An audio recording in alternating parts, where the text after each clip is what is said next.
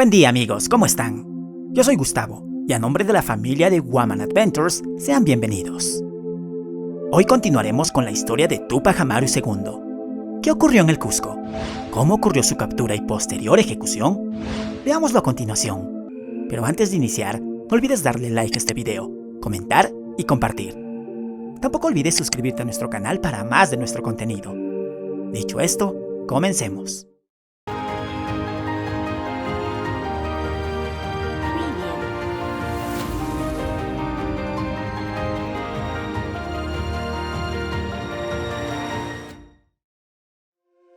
Túpac Amaru II, segunda parte. Retomando los acontecimientos del video anterior, tal y como se había predicho, Túpac Amaru salió de Tungazuca con sus tropas en dirección al Cusco el 20 de diciembre de 1780. Las fuerzas realistas del Cusco los esperaban con un gran contingente militar en la zona de Angostura, la salida sur de la ciudad del Cusco. Previamente, Diego Cristóbal Túpac Amaru había retornado al Valle Sagrado con la intención de atacar al Cusco simultáneamente por el norte. Las tropas de José Gabriel marcharon a través de Pomacanchi, Sancarará, Acomayo, Yanacocha, Urcos y Andahuaylillas. Continuaron por esa ruta del Valle Sur hasta llegar a la altura de Saya. El engrosamiento de las fuerzas rebeldes en las cercanías del Cusco no resultó como Túpac Amaru había previsto. Las autoridades del Cusco habían reunido a los curacas de las cercanías del Cusco, evitando que se unan a las fuerzas de los rebeldes y con ellos cientos de hombres. A diferencia de su campaña en la región del Collao, la gente de las cercanías a la ciudad del Cusco no se unirían masivamente al levantamiento. Sin embargo, Túpac Amaru aún contaba con miles de hombres. Algunos cálculos estiman que con 40.000 rebeldes.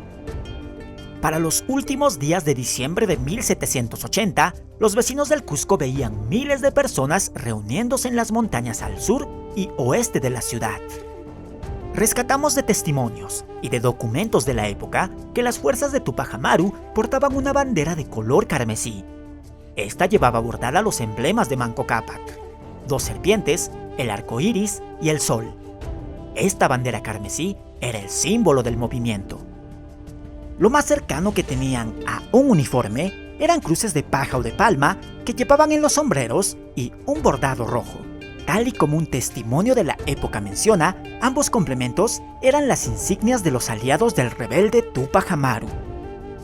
Las tropas realistas estaban compuestas por españoles y miles de indios amigos. Estos se apostaron en Angostura, impidiendo que las fuerzas tupacamaristas ingresen a la ciudad del Cusco. Túpac Amaru y sus combatientes tomaron la decisión de avanzar a la ciudad a través de las montañas del lado occidental del valle, cruzando hondonadas lindantes al cerro Guanacauri. El día 3 de enero de 1781 estuvieron en la planicie de Ocoruro, a unos 4.000 metros de altitud y a unas 3 leguas del Cusco. Desde este lugar, Túpac Amaru envió cartas al cabildo de la ciudad exigiendo la rendición del Cusco. Al mismo tiempo, una fuerza de vanguardia de Túpac Amaru era derrotada a la altura de Saya, y con ellos, entre 300 a 400 tupacamaristas fueron asesinados. El 4 de enero, Túpac Amaru se movió desde Ocoruro hasta la altura de Caira. Mientras se movía entre las montañas, esperaba que la gente de la ciudad y sus alrededores se le uniese, lo cual no llegó a ocurrir. En vez de recibir refuerzos, sufrió constantes ataques de las fuerzas realistas. Esto lo obligó a continuar moviéndose entre las montañas hacia el oeste de la ciudad, llegando hasta el actual cerro de Puquín. Este queda a una distancia de tan solo un cuarto de legua del centro del Cusco. Las fuerzas de Túpac Amaru se establecerían en este cerro, desde donde conseguirían derrotar a una milicia de mulatos en un primer encuentro en esta zona. Sin embargo, esta sería su última victoria. Las fuerzas de Túpac Amaru, que venían del Valle Sagrado con Diego Cristóbal a la cabeza, fracasarían al pretender tomar las entradas norte de la ciudad. La intervención de las fieras tropas de Mateo Pumacahua saboteó totalmente este plan. Túpac Amaru tampoco conseguía ocupar la capital incaica. La ciudad estaba fuertemente custodiada por artillería pesada. El ingreso de refuerzos de Lima complicaría aún más la situación. fortificando el Cusco y elevando la moral de las tropas realistas. Durante el transcurso de las batallas, solo pequeñas tropas rebeldes lograrían ingresar a la ciudad realizando ataques aislados, cada cual correría distinta suerte. El 8 de enero de 1781, el corregidor de Paruro cargaría contra las fuerzas de Tupac Amaru con 8.000 refuerzos. La mayoría eran indígenas. Estos refuerzos le causarán un gran daño a las fuerzas tupajamaristas. Los religiosos también desempeñarán un papel clave durante estas batallas. Los curas de la ciudad llamaron a las armas a la gente del Cusco. Una muchedumbre de hombres, mujeres, comerciantes y niños de la ciudad, cargados de piedras y palos, opondrían gran resistencia a la toma del Cusco, algo que Tupac Amaru no llegó a calcular. Previamente, las autoridades cusqueñas habían aterrorizado a los habitantes con historias sangrientas de los rebeldes. A esto se sumó las graves consecuencias para los que apoyasen a Tupac Amaru, quien era presentado como el excomulgado, es decir, como un pagano cuyo movimiento no iba a respetar a los no indios. El clero incluso había corrido rumores de que se iba a incendiar la ciudad. Para decepción de Tupac Amaru, las clases bajas del Cusco no se pasaron masivamente al bando rebelde como habían previsto, y el líder insurrecto también veía cómo muchas de sus huestes huían tras algunas batallas. Tras varios días de intensas escaramuzas y sangrientas luchas en las faldas del Cerro Puquín e incluso en el Cerro Picchu, las tropas de Tupac Amaru no tendrán éxito tomando la ciudad. El 11 de enero de 1781, el Cerro Puquín finalmente amanecerá vacío. Las tropas rebeldes se habían retirado la noche anterior. Los habitantes del Cusco celebraban su victoria con procesiones y festividades religiosas. Algunas razones del fracaso del cerco pudieron ser la falta de comida y dinero, el buen aprovisionamiento de la ciudad del Cusco en cuanto a soldados y suministros, la falta de apoyo de las clases bajas cusqueñas, ya que estos consideraban a los rebeldes como una horda de salvajes paganos, y también la postura de Tupac Amaru, pues él pensaba tomar la ciudad a través de la rendición de las autoridades, rechazando ganarla a costa del sacrificio de la vida de miles. Asimismo, el historiador Charles Walker añade que la disentería, una infección intestinal, azotó el campamento rebelde por las condiciones precarias de la misma. También añade que las malas tácticas y las traiciones mestizas jugaron en contra de los alzados.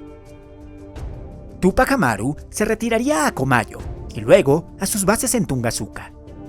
Más que las vidas perdidas en el Cusco, las divisiones internas y deserciones serían la causa de la disminución de las fuerzas rebeldes, una constante que acompañará a Tupac Amaru hasta el final de sus días. Para inicios de 1781, Tupac Amaru y Micaela Bastidas iban reconstruyendo su ejército progresivamente, reclutando gente de donde quiera que pasaban, alentando a seguidores y escépticos, al tiempo que amenazaban de muerte a los traidores. Por el bando contrario, las tropas realistas integraron un ejército masivo de unos 17.000 hombres entre indios amigos, mestizos y negros. Esta vez tomarán la ofensiva y perseguirán a las fuerzas de Tupac Amaru. Los españoles conformaron varias columnas militares que se dirigirán en distintas direcciones, sofocando las acciones de los insurrectos. Luego, el plan será dirigirse a la provincia de Tinta para reunir todas sus fuerzas antes de atacar la base principal de Tupac Amaru.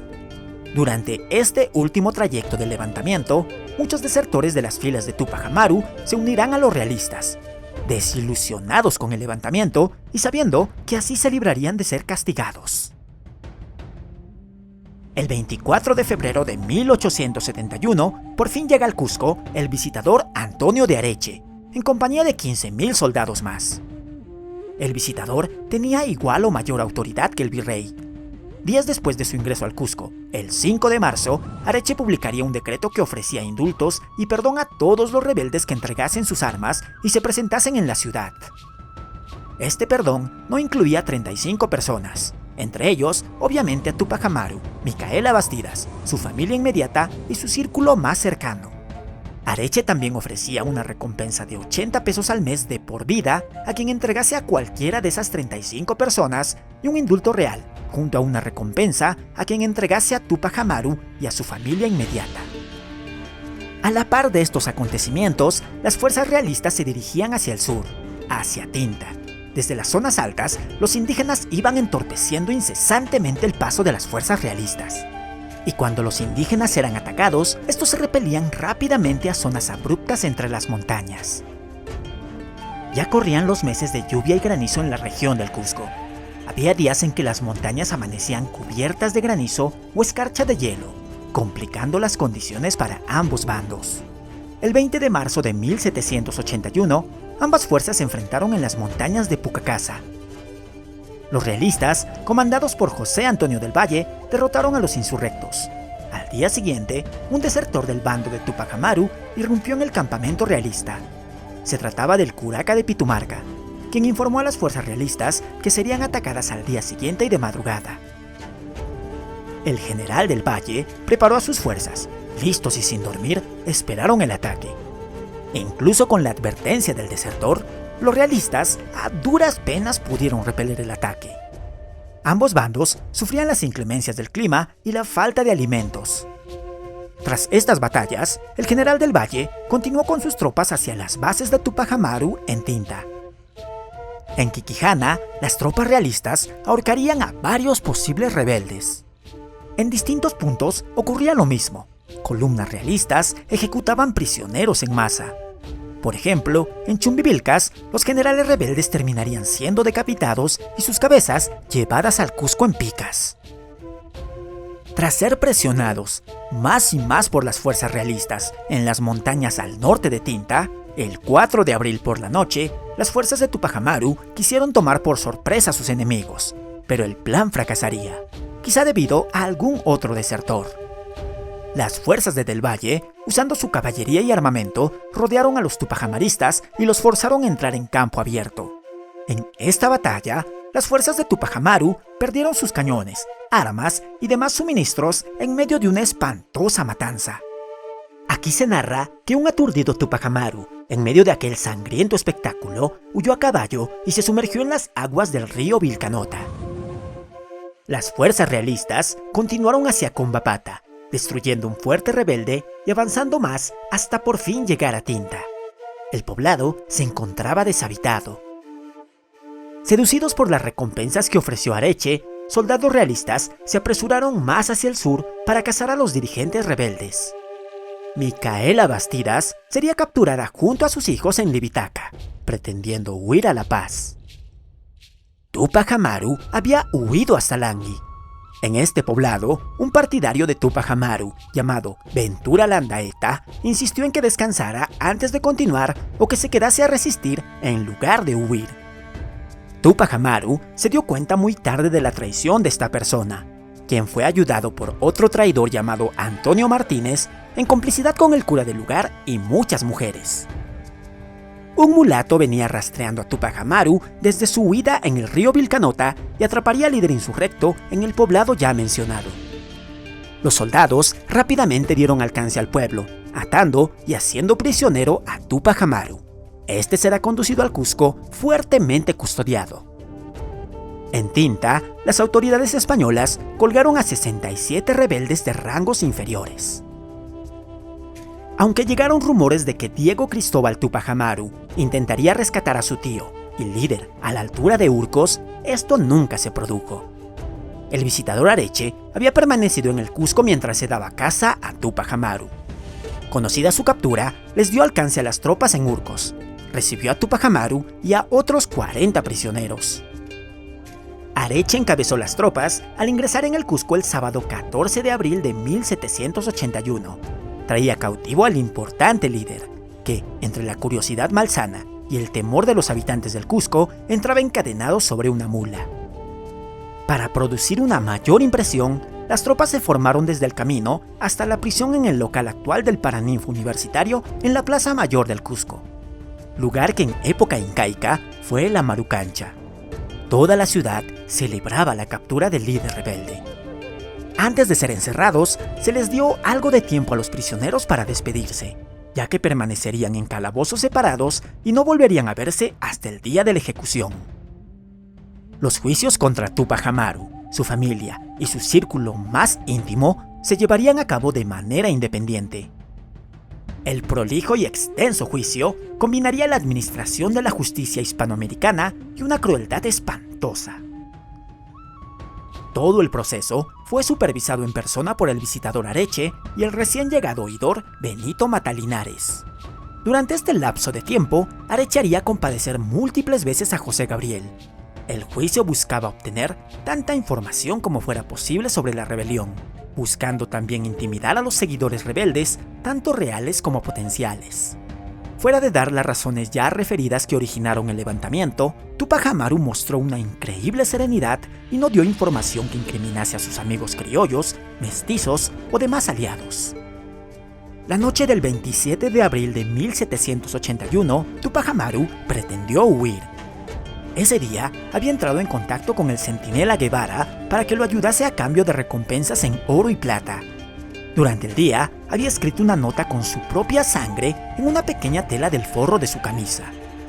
El mensaje estaba dirigido al lugarteniente José Casildo.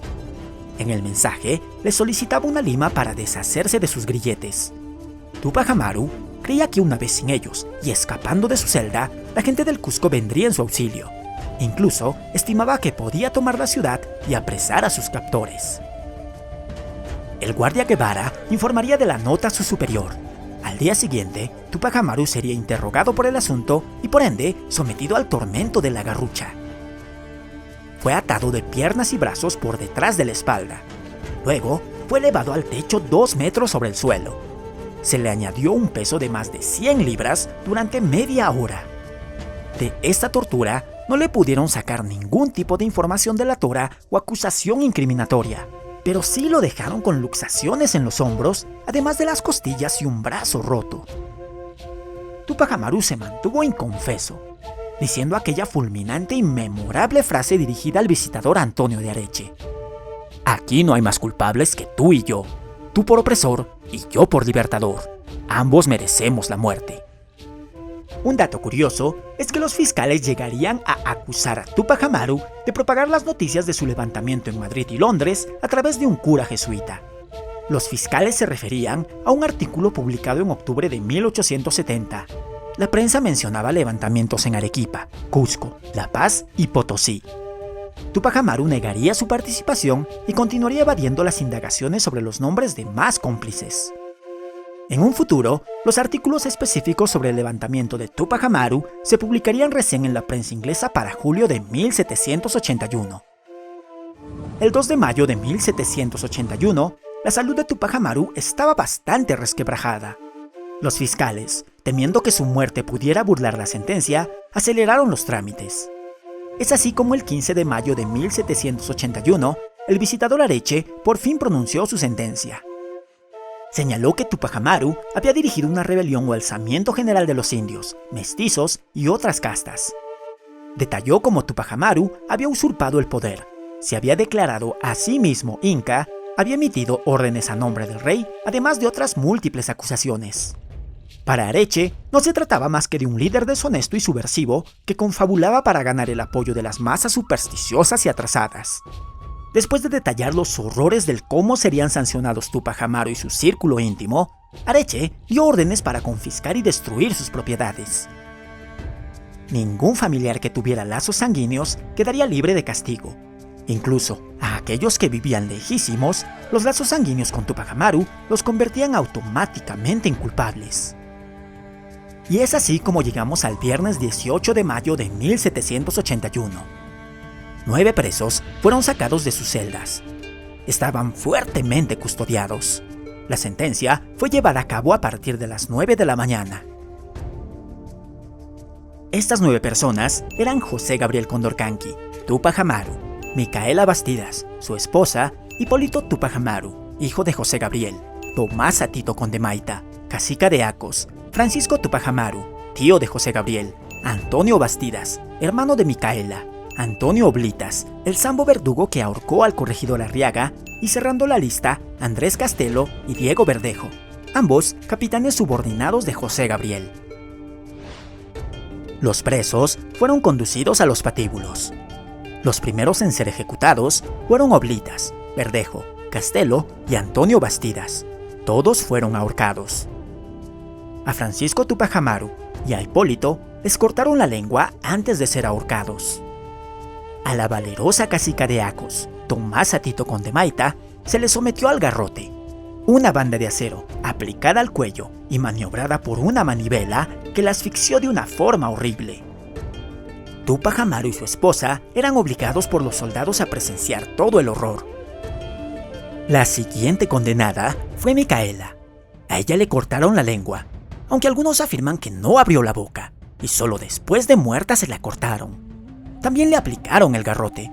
De acuerdo a un informe de la época, su cuello era demasiado delgado, de modo que sus verdugos la estrangularon con una soga y la molieron a patadas en el vientre hasta matarla. Finalmente, le tocó el turno a José Gabriel. Los verdugos le cortaron la lengua. Seguidamente, fue atado de sus extremidades a 4 caballos para descuartizarlo. Los caballos fueron arriados hacia las 4 esquinas de la plaza, mientras José Gabriel, boca arriba, se alzaba en el aire. El tormento y el dolor se prolongaron durante bastante tiempo, pero los brazos y piernas del fuerte líder no lograban separarse del torso. Su hijo más joven, Fernando, de apenas 10 años, dio un grito estremecedor al ser testigo de la agonía de su padre. Un grito que por muchos años repercutiría en el corazón de todos los concurrentes, acrecentando su odio contra los opresores.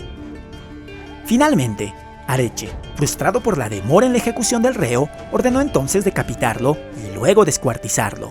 Ese sería el final de José Gabriel Condorcanqui, Túpac Amaru II. Su hijo Fernando, tras haber sido testigo de la espantosa aniquilación de su familia, fue obligado a pasar por las horcas y ver el cuerpo desmembrado de su padre. Su edad lo salvó de una sentencia de muerte, pero esas escenas traumáticas lo acompañarían por el resto de su vida. Por otra parte, más tarde, ese mismo día, los verdugos separaron las cabezas y extremidades de los cuerpos de todos los ejecutados. Quemaron los torsos de José Gabriel y Micaela en el Cerro Picchu, echando las cenizas al río Guatanay. Areche tenía planes precisos para distribuir las partes de los cuerpos por distintos poblados a lo largo del virreinato. Servirían de espeluznantes recordatorios y advertencias sobre el peligro de rebelarse en contra de las autoridades españolas. Algunos de sus lugares fueron Tinta, Quispicanchi, Cusco, Chumbivilcas, Paucartambo, Carabaya, Azángaro, Lampa, Arequipa y Puno. Asimismo, el pequeño Fernando Túpac Amaru fue desterrado por toda su vida a un presidio en África, acompañado de ese brutal y sangriento recuerdo que lo persiguió implacablemente por todas partes y en todo momento, hasta su muerte en España a la edad de 31 años. Ahora bien, la rebelión o gesta heroica de emancipación de Túpac Amaru cambió el rumbo del Perú para siempre. Tuvo importantes repercusiones en la América hispana e incluso al otro lado del Atlántico. Las personas recordarían constantemente el levantamiento de José Gabriel y Micaela. Ambas figuras aparecerían constantemente como mártires, héroes o paradigmas que acompañaron el duro camino hacia la independencia de las colonias españolas en América durante los siguientes años. Aún hoy, su legado permanece fuertemente vívido en la conciencia popular, convirtiéndose en un símbolo internacional de resistencia que continúa presente para muchos. Si les ha gustado el video, no olviden dejarnos su like, comentar y compartir. Tampoco olviden suscribirse a nuestro canal para que reciban más de nuestro contenido. Mi nombre es Gustavo y los espero en el próximo video.